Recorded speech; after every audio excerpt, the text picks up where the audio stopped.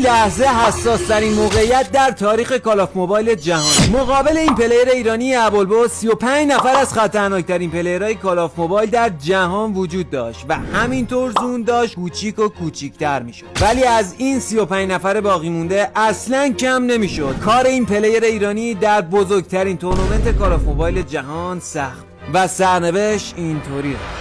حاجی زون رو نگاه کن، توی این زون بزرگترین و خطرناکترین پلیرهای کال آف موبایل توی سطح دنیا حضور دارن.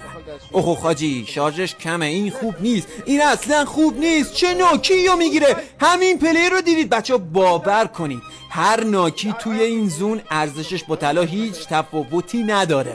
اوکی، هدفشون مسلما خونه روبروشون بهترین موقعیت و پوزیشن از این زونه.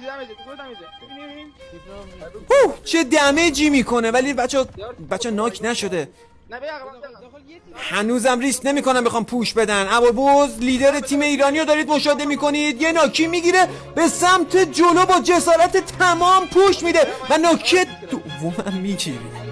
دارید میبینید چه جوری درخشید این پلیر ایرانی، این لیدر ایرانی.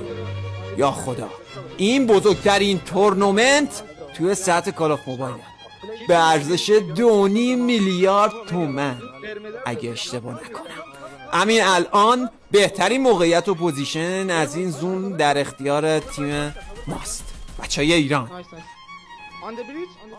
میگن روی پل مثل که انمیو مشاهده کردن. خب مسلما همه انمیان میان به سمت این خونه.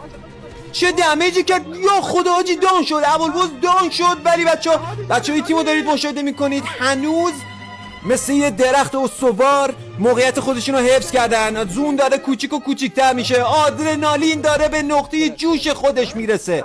نگاه کنید همه یه نمیاد دارن پوش میدن به سمت این خونه. ببینیم چه نقشه یا پیش رو دارن و از این سم همین پلیر رو مشاهده میکنید. یه ناکی با ارزش رو میگیره. تمام ناکی دوم و بعد تمام شد.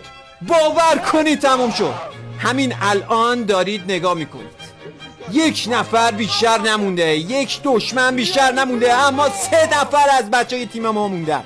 نفر آخر رو بگردید پیدا کن. یا خدا حاجی نفر آخر همینه، دارید مشاهدهش میکنید. یا خدا حاجی فینیشر کرد، نفر آخر رو با تمام قدرت فینیشر زد. بچهای تیم ایران یا خدا موه تنم سیخ شد.